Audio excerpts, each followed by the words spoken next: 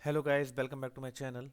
जैसा कि आपको पता है, आज बैंकिंग एग्ज़ाम का सबसे प्रेस्टिजियस एग्ज़ाम था एसबीआई पीओ का। तो आपको बता देता हूँ कि आपका एनालिसिस कैसा रहा आपका एग्ज़ाम। जिन बच्चों ने एग्ज़ाम दिया है वो कमेंट सेक्शन में अपने मार्क्स बता सकते हैं, कितने मार्क्स का उन्होंने स्कोर किया है और कैसा गया उनका एग्जामिनेशन। तो आप जिससे और बच्चों की हेल्प हो सके जिनका एग्ज़ाम 16 या 24 तारीख को है आगे आने वाली शिफ्ट में, तो वो प्रिपेयर कर सकें उस अकॉर्डिंगली, तो आप उनकी हेल्प करने के लिए बता सकते हैं कि कैसा रहा आपका पेपर। सबसे पहले मैं बता देता हूँ ऑर्डर जो रहा है आपके एग्जामिनेशन का। इंग्लिश सबसे पहले ओपन हुई थी, फिर क्वांट आया था, फिर रीजनिंग आया था।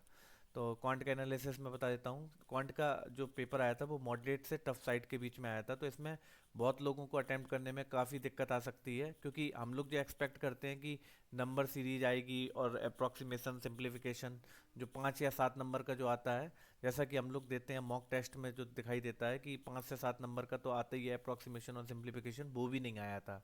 तो अच्छा खासा क्वांट का पेपर था, टफ साइड में बनाया गया था, जिससे ज़्यादा अटैम्प्ट नहीं कर पाए, क्योंकि चैलेंज जो रहता है ना हम लोगों को, वो चैलेंज ये रहता है कि 20 मिनट के अंदर उतने क्वेश्चन ज़्यादा से ज़्यादा अटैम्प्ट कर पाना। तो आप चिंता मत कीजिएगा, जिनके भी क्वेश्चन अगर 15 से 17 के बीच अटैम्प्ट किए हैं, 13 से 15 के बीच में अटैम्प्ट किया है, तो उनका बहुत अच्छा एग्जाम गया है क्वांट में। क्योंकि 20 मिनट में इतने क्वेश्चन अटैम्प्ट कर पाना अपने आप में एक बहुत बड़ा चैलेंज होता है। मैं आपको बता देता हूँ कि कैसा रहा आपका एग्ज़ाम। जैसे दो रॉन्ग नंबर सीरीज आई थी, जिसमें से एक इजीली बन पा रही थी, एक में थोड़ा समय लगेगा जिन्होंने किया हो। उसके बाद डीआई थी, डीआई में कैसलेट आई थी, कैसलेट आई थी, वेन डायग्राम के ऊपर कैसलेट थी। इसके बाद बार प्लस पाई के ऊपर दिया गया था, एक आया था बार और पाई चार्ट आया था, उसके ऊपर था। एक डीआई आई थी आपकी, एक टेबल डीआई आई थी जो पब्लिक एंड प्राइवेट के ऊपर था, जिसमें रेशियो के और परसेंटेज के हिसाब से उसको डिवाइड कर रखा था, वो करना था। तो कुल मिला के 3 डीआई आई थी इसमें। अर्थमेटिक जो थे, अर्थमेटिक के बाकी के 13 क्वेश्चन के करीब अर्थमेटिक से आए थे, 11 से 13 के बीच में। इसमें हम बता देते हैं आपको कि बोट एंड स्ट्रीम का क्वेश्चन आया था, एक एक रेशियो से आया था। प्रोबेबिलिटी का भी एक क्वेश्चन था, और एवरेज, सब में वेरिएबल आए थे, दो दो वेरिएबल करके क्वेश्चन था, कोई इजी नहीं था। ये आप एसबीआई पीओ का एग्ज़ाम देने जा रहे हैं, जो कि सबसे कठिन एग्ज़ाम होता है, तो उसी हिसाब से पेपर भी इस बार अच्छा खासा लेंथी आया था।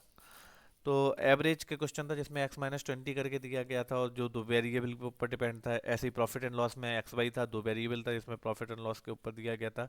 मेंसुरेशन में सर्किल दिया था और लेंथ और ब्रेथ का रेशियो दिया गया था, उस हिसाब से निकालना था।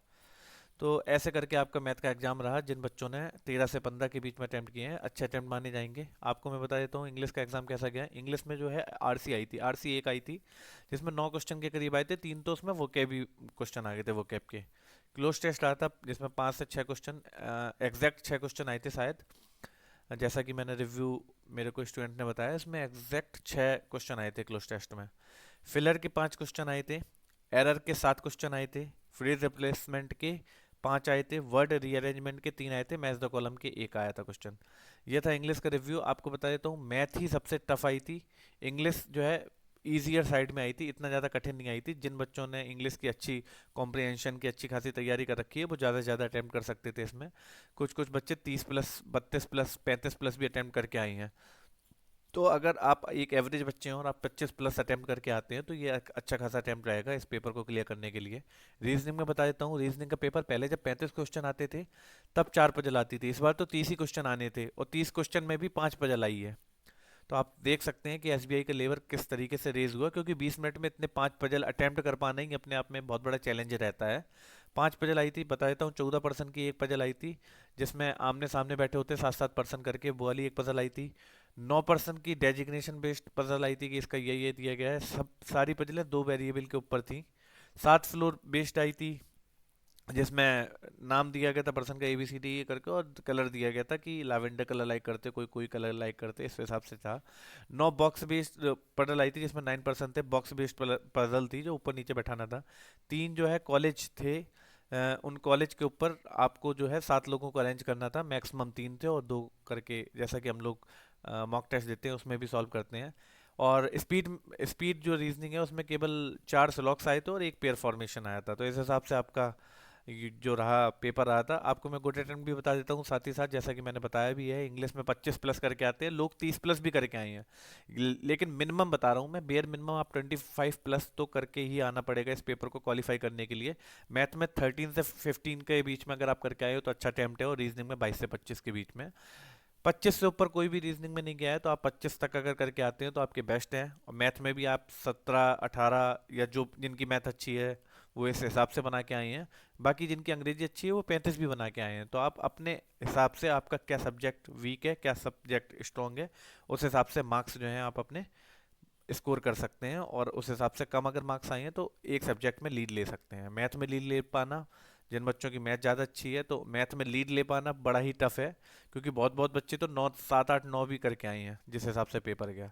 तो ये था रिव्यू एग्ज़ाम का। आगे आने वाली शिफ्ट का रिव्यू अगर जैसे जैसे बच्चे बताते हैं उस हिसाब से अगर रिव्यू आता है तो मैं रिव्यू दूंगा। और इसी हिसाब से आप अपने एग्ज़ाम की प्रिपेयर कीजिएगा, जिनका भी 16 और 24 को एग्ज़ाम था। तो आगे आने वाली शिफ्ट के लिए अच्छे से एग्ज़ाम दीजिएगा। जिनका आज सेकंड थर्ड फोर्थ शिफ्ट में एग्ज़ाम है वो भी अपने एग्ज़ाम अच्छे से करके आइएगा। और अपने स्कोर या फिर कितने आपने अटेम्प्ट किए हैं कमेंट सेक्शन में बताइएगा कैसा गया आपका एग्जामिनेशन, जिससे आगे के आने वाली शिफ्ट के बच्चों की हेल्प हो सके। That's it from my side. Thank you so much for watching this video. Bye bye.